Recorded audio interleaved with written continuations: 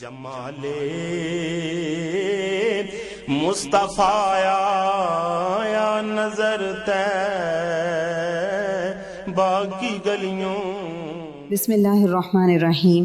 الحمدللہ رب العالمین والعاقبۃ للمتقین والصلاۃ والسلام علی سید الانبیاء والمرسلین وعلی آلہ واصحابہ وازواجہ واہل بیتہ وذریاتہ اجمعین۔ اعوذ باللہ من الشیطان الرجیم۔ بسم اللہ الرحمن الرحیم۔ ان اللہ وملائکتہ یصلون علی النبی یا ایہا الذین آمنوا صلوا علیہ وسلموا تسلیما۔ اللہم صلی علی محمد النبی الامی وعلی آلہ وسلم۔ بسم اللہ الرحمن الرحیم۔ رب اشرح لی صدری ویسر لی امری واحلل عقدۃ من لسانی یفقہوا قولی۔ بسم اللہ الرحمن الرحیم۔ وقل جاء الحق وزہق الباطل ان الباطل کان زہوقا۔ آج ہم نے اپنا درس نمبر 9 پڑھنا ہے، اور اس میں سب سے پہلے ہے ماقبل سے ربط، یعنی ہم نے درس نمبر 8 میں کون سے واقعات پڑھے تھے ان کا ایک مختصر جائزہ ہے۔ ہم نے درس نمبر 8 میں شق صدر کا واقعہ پڑھا جو کہ حلیمہ سعدیہ رضی اللہ تعالی عنہا کے گھر پیش آیا۔ سب نے یہی بہتر سمجھا کہ آپ صلی اللہ علیہ وسلم کو والدہ ماجدہ کے سپرد کر دینا چاہیے۔ جب عمر مبارک 6 سال ہوئی تو والدہ ماجدہ کی وفات ہو گئی۔ پھر دادا حضرت عبد المطلب نے آپ صلی اللہ علیہ وسلم کی کفالت کی۔ جب عمر مبارک 8 سال کی ہوئی تو دادا بھی وفات پا گئے۔ پھر کفالت کا ذمہ حضرت ابو طالب نے لیا۔ جب عمر مبارک 12 سال کی ہوئی تو آپ صلی اللہ علیہ وسلم کے چچا حضرت ابو طالب کے ساتھ شام کا سفر کیا۔ سفر کے دوران ایک راہب نے آپ صلی اللہ علیہ وسلم میں علامات نبوت دیکھی تو حضرت ابو طالب سے عرض کیا کہ آپ صلی اللہ علیہ وسلم کو واپس مکہ بھیج دیا جائے تاکہ ان کو کوئی ضرر نہ پہنچائے۔ آج ہم نے جو ہیڈنگ پڑھنی ہے وہ ہے حرب فجار میں شرکت۔ آئیے آغاز کرتے ہیں۔ بسم اللہ الرحمن الرحیم۔ حرب فجار میں شرکت۔ عرب میں اسلام کے آغاز تک مسلسل لڑائیوں کا سلسلہ چلتا آ رہا تھا۔ واقعہ فیل کے بعد کا مارکہ حرب الفجار کے نام سے مشہور ہے۔ یہ مارکہ قبیلہ قریش اور قبیلہ قیس عیلان کے درمیان پیش آیا۔ پہلے قیس غالب آئے، پھر قریش غالب آئے، لیکن جنگ کا خاتمہ صلح پر ہوا۔ بعض دنوں میں آپ صلی اللہ علیہ وسلم بھی اپنے چچاؤں کے اصرار پر اس جنگ میں شامل ہوئے مگر قتال نہیں فرمایا۔ روایت میں آتا ہے اس مارکے میں آپ صلی اللہ علیہ وسلم اپنے چچاؤں کے ساتھ شامل تھے مگر جنگ نہیں کی، حالانکہ آپ صلی اللہ علیہ وسلم لڑائی کی عمر کو پہنچ چکے تھے۔ آپ صلی اللہ علیہ وسلم صرف اپنے چچاؤں کو تیر اٹھا اٹھا کر دیتے تھے۔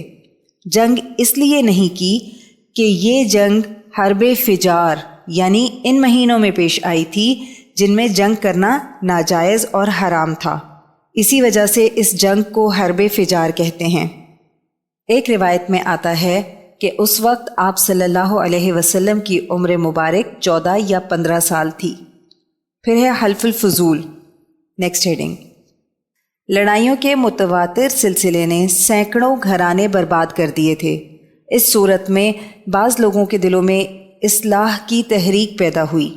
جنگ فجار سے جب لوگ واپس ہوئے تو زبیر عبد المطلب جو کہ آپ صلی اللہ علیہ وسلم کے چچا تھے، انہوں نے یہ تجویز پیش کی کہ سب عبداللہ بن جدعان کے گھر جمع ہوں، اور معاہدہ ہوا کہ ہم میں سے ہر شخص مظلوم کی حمایت کرے گا اور کوئی ظالم مکہ میں نہ رہ پائے گا۔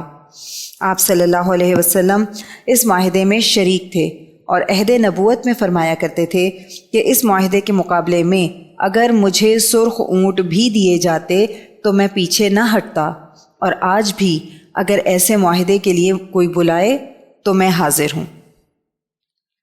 اس معاہدے کو حلف الفضول اس لیے کہتے ہیں کہ سب سے پہلے اس معاہدے کا خیال جن لوگوں کو آیا ان کے نام میں لفظ فضل، فضیلت کا مادہ داخل تھا، یعنی فضل ابن فضالہ، فضل ابن وداع اور فضل ابن حرس۔ نیکسٹ ہیڈنگ ہے ہماری شغل تجارت، بکریاں چرانا۔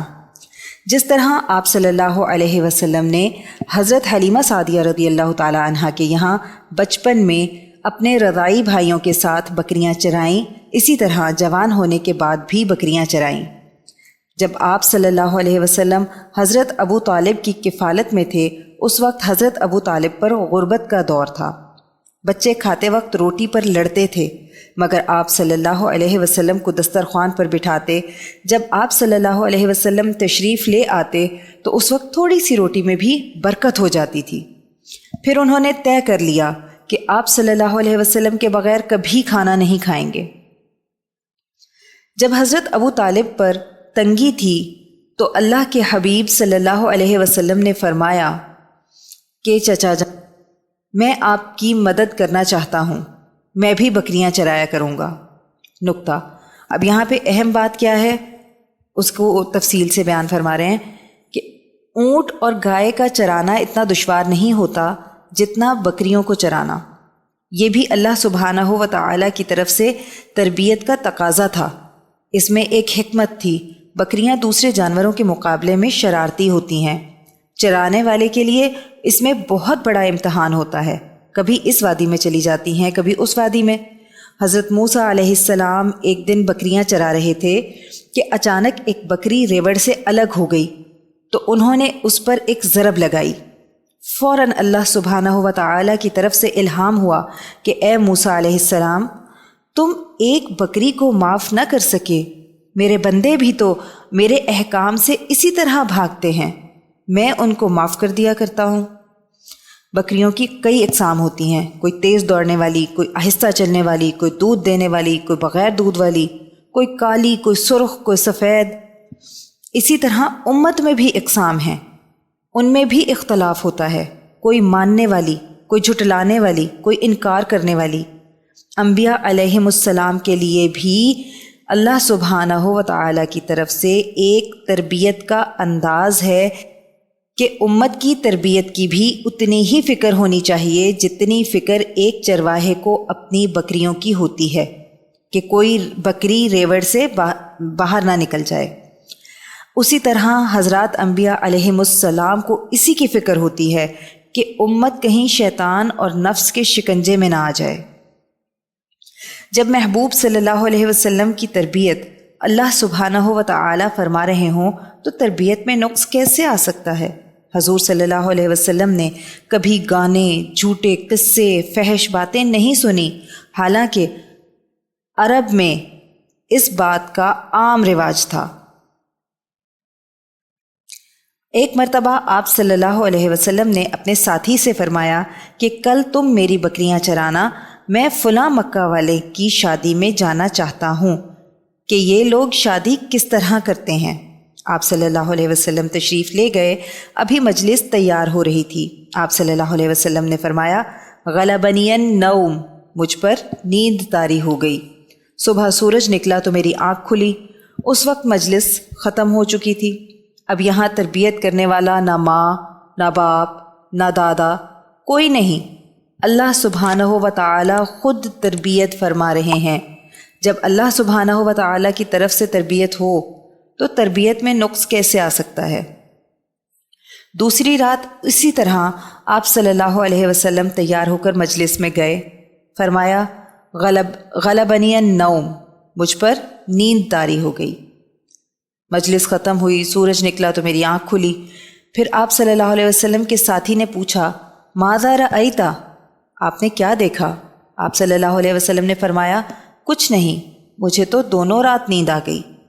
اصل میں اشارہ تھا کہ اے محمد صلی اللہ علیہ وسلم، جس چیز کو آپ کے دین میں ہی حرام کرنا تھا اس کو آپ کے کانوں میں کیسے ڈالیں۔ اس کے بعد مختصر تعارف ہے ام المؤمنین حضرت خدیجہ رضی اللہ تعالی عنہا کا۔ ام المؤمنین حضرت خدیجہ رضی اللہ تعالی عنہا مکہ کی سب سے معزز، مالدار اور تاجر خاتون تھیں۔ ان کا لقب طاہرہ تھا۔ تمام قریش مکہ کا سرمایہ اکٹھا کیا جائے اور بی بی خدیجہ رضی اللہ تعالی عنہا کا مال تو دونوں برابر ہوں گے۔ حضرت بی بی خدیجہ رضی اللہ تعالی عنہا اپنا مال تجارت، غلام وغیرہ کو دے کر شام کے سفر پر بھیجتیں اور انہیں خوب منافع ہوتا۔ حضرت بی بی خدیجہ رضی اللہ تعالی عنہا کی آپ صلی اللہ علیہ وسلم سے نکاح سے پہلے 2 شادیاں ہو چکی تھیں اور ان کی اولاد بھی تھیں۔ امین کا خطاب۔ Next heading. رسول اللہ صلی اللہ علیہ وسلم اس شان سے جوان ہوئے کہ آپ صلی اللہ علیہ وسلم اپنی قوم میں سب سے زیادہ بامروت، سب سے زیادہ اخلاق والے، سب سے زیادہ پڑوسیوں کی خبر گیری کرنے والے، سب سے زیادہ حلیم، بردبار، سب سے زیادہ سچے امانت دار، ہر بری بات سے زیادہ دور رہنے والے تھے۔ اسی وجہ سے آپ صلی اللہ علیہ وسلم کی قوم نے آپ کا نام امین رکھا۔ مفہوم حدیث ہے کہ حضرت عبداللہ بن ابی الحمصہ رضی اللہ تعالی عنہ فرماتے ہیں کہ میں نے نبوت سے پہلے ایک بار آپ صلی اللہ علیہ وسلم سے معاملہ فرمایا، میرے ذمے کچھ دینا باقی تھا۔ میں نے آپ صلی اللہ علیہ وسلم سے عرض کیا کہ میں ابھی لے کر آتا ہوں۔ اتفاق سے گھر جانے کے بعد اپنا وعدہ بھول گیا۔ 3 روز کے بعد یاد آیا کہ آپ صلی اللہ علیہ وسلم سے واپسی کا وعدہ کر کے آیا تھا۔ یاد آتے ہی فوراً وعدہ گاہ پر پہنچا۔ آپ صلی اللہ علیہ وسلم کو اسی مقام پر منتظر پایا۔ آپ صلی اللہ علیہ وسلم نے صرف اتنا فرمایا کہ تم نے مجھ کو زحمت دی، میں 3 دن سے تمہارا یہاں انتظار کر رہا ہوں۔ نیکسٹ ہیڈنگ ہے بغرض تجارت شام کا دوسرا سفر۔ پہلا سفر تو وہ تھا نا جو حضرت ابو طالب کے ساتھ انہوں نے کیا تھا، اب یہ دوسرے سفر کی بات ہو رہی ہے اور یہ اس میں غرض تھی تجارت کی۔ حضرت بی بی خدیجہ رضی اللہ تعالی عنہا نے آپ صلی اللہ علیہ وسلم کی امانت کا شہرہ سنا تو پھر پیغام بھیجا کہ آپ صلی اللہ علیہ وسلم میرے مال کے ساتھ تجارت کریں۔ آپ صلی اللہ علیہ وسلم راضی ہو گئے۔ بی بی خدیجہ رضی اللہ تعالی عنہا نے آپ صلی اللہ علیہ وسلم کے ساتھ اپنے ایک غلام میسرہ کو بھی بھیجا۔ میسرہ راستے میں آپ صلی اللہ علیہ وسلم کے اخلاق سے بہت متاثر ہوا کہ آپ صلی اللہ علیہ وسلم کا اس کے ساتھ ایک غلام جیسا رویہ نہیں تھا بلکہ ایک رفیق جیسا تعلق تھا، اور وہ ان کے رفیق جیسا بن گیا۔ آپ صلی اللہ علیہ وسلم نے میسرہ سے فرمایا، یہاں شام پہنچ کر تجارت کے ذریعے جو ہم نے پیسہ کمایا ہے اس کو ہم مکہ میں کیوں لے کر جائیں؟ کیوں نہ ہم شام سے دوسرا مال خرید کر پھر مکہ میں فروخت کر دیں؟ اس طرح آپ صلی اللہ علیہ وسلم کی تجارت سے اماں خدیجہ رضی اللہ تعالی عنہ کو دگنا فائدہ حاصل ہوا۔ اماں خدیجہ رضی اللہ تعالی عنہا نے میسرہ کو بلایا اور دریافت کیا کہ آپ صلی اللہ علیہ وسلم سفر میں کیسے رہے۔ میسرہ نے بتایا کہ یہ کوئی بڑی شان والا آدمی ہے، جس جگہ تشریف فرما ہوتے درخت کا سایہ ان کی طرف جھک جاتا، مسلسل ایک بادل کا ٹکڑا ان پر سایہ کیے رہتا۔ حضرت خدیجہ رضی اللہ تعالی عنہا یہ سب سن کر حیران ہو گئیں۔ ایک تڑپ دل میں پیدا ہوئی کہ آپ صلی اللہ علیہ وسلم کی زوجیت کا شرف حاصل ہو جائے، حالانکہ شادی کی کوئی خواہش نہیں تھی، لیکن آپ صلی اللہ علیہ وسلم کے حالات سن کر دل میں ایک امنگ اور خواہش پیدا ہوئی۔ علماء فرماتے ہیں کہ عورتوں میں بھی دانا عورتیں گزری ہیں۔ ایک بی بی خدیجہ رضی اللہ تعالی عنہا جس نے آپ صلی اللہ علیہ وسلم کے کمالات کو پہچان لیا، اور دوسری عورت حضرت شعیب علیہ السلام کی بیٹی جس نے حضرت موسیٰ علیہ السلام کے کمالات کو پہچانا۔ شادی کا پیغام، زوجیت کا شرف۔ نیکسٹ ہیڈنگ ہے ہماری۔ حضرت خدیجہ رضی اللہ تعالی عنہا نے اپنی سہیلی نفیسہ کو آپ صلی اللہ علیہ وسلم کے پاس بھیجا کہ تم جا کر ایسے حالات پیدا کرو کہ محبوب صلی اللہ علیہ وسلم مجھ سے شادی کے لیے راضی ہو جائیں۔ نفیسہ آپ صلی اللہ علیہ وسلم کے پاس تشریف لے گئیں اور عرض کرنے لگیں کہ آپ صلی اللہ علیہ وسلم کو اللہ سبحانہ و تعالی نے اتنا حسن و جمال عطا فرمایا ہے، اتنا کمال عطا فرمایا ہے، آپ شادی کیوں نہیں کر لیتے؟ آپ صلی اللہ علیہ وسلم نے فرمایا کہ نفیسہ، شادی تو میں کرنا چاہتا ہوں، مگر سوال یہ ہے کہ کس سے شادی کروں؟ میرے پاس دھن دولت نہیں، شادی کے لیے گھر چاہیے، میرے پاس تو کچھ بھی نہیں، میں تو خود حضرت ابو طالب کی کفالت میں ہوں، اگر کچھ کماتا ہوں تو اپنے چچا کی مدد کر دیتا ہوں۔ نفیسہ نے کہا، کیا آپ صلی اللہ علیہ وسلم چاہتے ہیں کہ میں آپ صلی اللہ علیہ وسلم کو ایسی عورت بتاؤں جس میں جمال بھی ہو، مال بھی ہو اور نسب بھی اعلیٰ ہو؟ محبوب صلی اللہ علیہ وسلم نے فرمایا، من ہذہ، کون ہے وہ؟ نفیسہ نے کہا کہ میں آپ صلی اللہ علیہ وسلم سے حضرت خدیجہ رضی اللہ تعالی عنہا کا تذکرہ کرنا چاہتی ہوں۔ آپ صلی اللہ علیہ وسلم نے فرمایا، کہاں خدیجہ رضی اللہ تعالی عنہا اور کہاں میں؟ خدیجہ رضی اللہ تعالی عنہا نے بڑے بڑے رؤسائے قریش کا پیغام نکاح رد کر دیا ہے۔ میں تو یتیم ہوں، والد والدہ دادا نہیں، چچا کی کفالت میں ہوں۔ نفیسہ کہنے لگیں، حضرت اس بات کو صرف اپنی ذات تک ہی محدود رکھیے گا، اصل بات یہ ہے کہ مجھے تو خود حضرت خدیجہ رضی اللہ تعالی عنہا نے ہی بھیجا ہے۔ آپ صلی اللہ علیہ وسلم نے فرمایا، اچھا پھر میں راضی ہوں۔ جب نفیسہ نے حضرت خدیجہ رضی اللہ تعالی عنہا کو آپ صلی اللہ علیہ وسلم کا پیغام دیا تو فرماتی ہیں کہ میرے لیے اس سے بڑا کوئی خوشی کا دن نہیں تھا۔ پھر حضور صلی اللہ علیہ وسلم اپنے چچا حضرت ابو طالب اور سیدنا حمزہ رضی اللہ تعالی عنہ کو لے کر بی بی خدیجہ رضی اللہ تعالی عنہا کے پاس تشریف لے گئے۔ بی بی خدیجہ رضی اللہ تعالی عنہا نے ورقہ بن نوفل اور اپنے قریبی رشتہ داروں کو مدعو کیا اور نکاح ہوا۔ نکاح کے وقت آپ صلی اللہ علیہ وسلم کی عمر مبارک 25 سال تھی اور بی بی خدیجہ رضی اللہ تعالی عنہا کی عمر مبارک 40 سال تھی۔ اس کے بعد ہے سلسلہ ترغیب و ترہیب، اور اس میں ایک بہت ہی ایمان افروز واقعہ بیان کیا گیا ہے۔ آئیے پڑھتے ہیں۔ آپ صلی اللہ علیہ وسلم کی یہ عادت کریمہ تھی کہ اگر کوئی خدمت کرتا تو آقا کریم صلی اللہ علیہ وسلم اس کو احسان سے تعبیر فرماتے اور کسی کا احسان نہیں رکھتے، بدلہ ضرور عطا فرماتے تھے۔ واقعہ، حضرت ربیع سلمان رحمۃ اللہ علیہ بہت بڑے بزرگ تھے۔ فرماتے ہیں کہ ایک مرتبہ حج کے لیے جا رہے تھے، قافلے کے ساتھ ایک جگہ پڑاؤ ڈالا۔ میں بازار کی طرف نکل گیا، دیکھا کہ کچرے کے ڈھیر پر ایک عورت بیٹھی ایک مردار جانور کا گوشت کاٹ کر ایک تھیلے میں بھر رہی ہے۔ خیال گزرا کہ کوئی پکانے والی ہے اور لوگوں کو حرام گوشت پکا پکا کر کھلا رہی ہے۔ تجسس ہوا تو اس کے گھر تک گیا۔ جب وہ عورت گھر پہنچی تو دروازے پر 4 انتہائی کمزور بچیاں باہر آئیں۔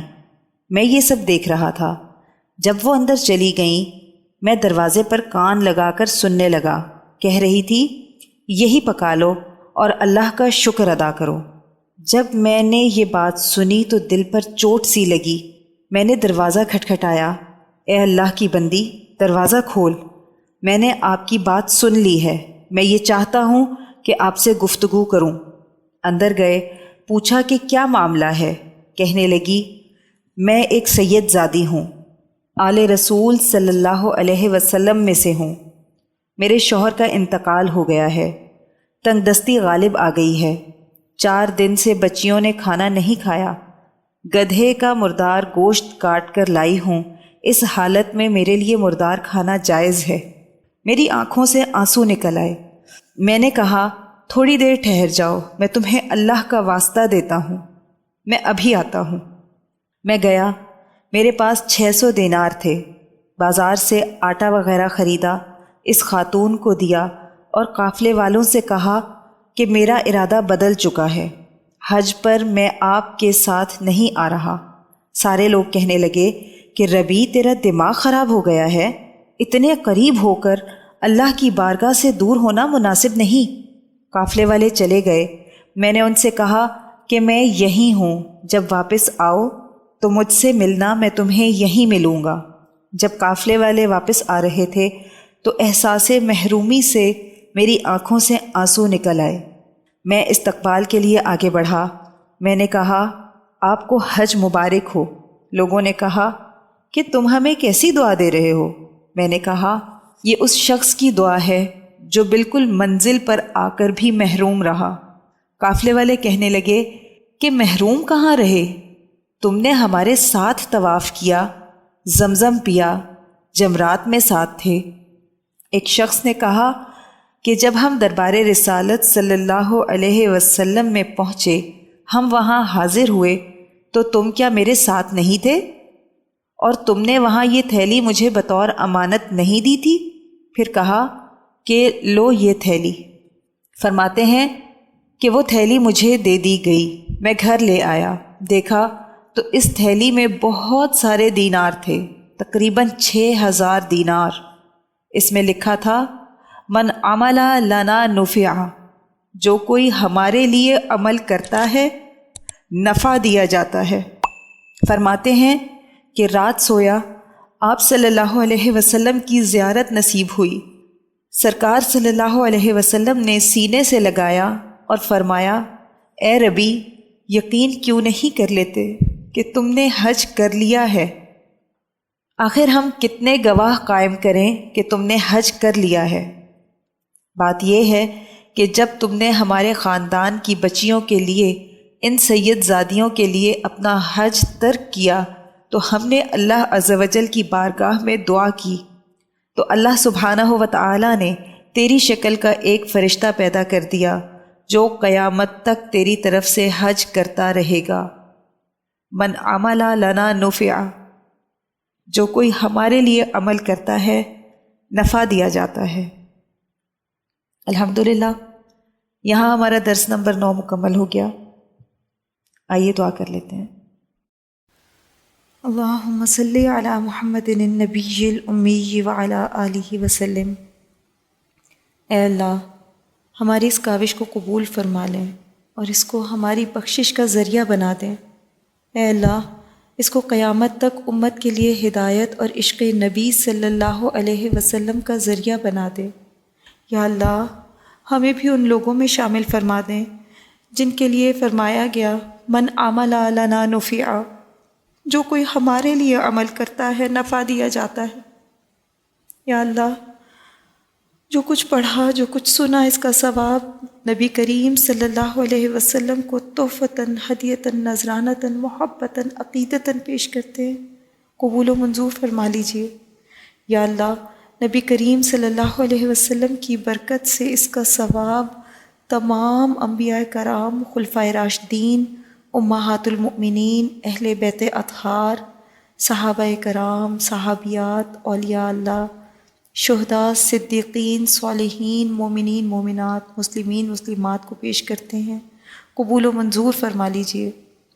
الہی، اس کا ثواب سلسلہ قاسمیہ عزیزیہ نقشبندیہ کے تمام بزرگان، بالخصوص شیخ الاولیاء حضرت مولانا مہر محمد صاحب رحمۃ اللہ علیہ، شیخ الحدیث حضرت مولانا عبدالحکیم صاحب رحمۃ اللہ علیہ، اور شیخ الاسلام حضرت مولانا محمد عبدالعلیم قاسمی صاحب رحمۃ اللہ علیہ کو پہنچا دیں اور ہمارے بزرگان کے درجات کو بلند فرما دیں۔ یا اللہ، ہمارے مرشد گرامی حضرت شیخ عزیز القاسمی حکیمی مہروی نقشبندی مجددی دامت برکاتہم العالیہ پر اپنا خاص فضل اور خانقاہ اور مدرسے پر اپنا خصوصی کرم فرما دیں اور انہیں امت کے لیے ہدایت و شفا کا ذریعہ بنا دیں۔ آمین بحرمت سید المرسلین صلی اللہ علیہ وسلم۔ سبحان ربک رب العزت عما یصفون وسلام علی المرسلین والحمد للہ رب العالمین۔ جدھر دیکھی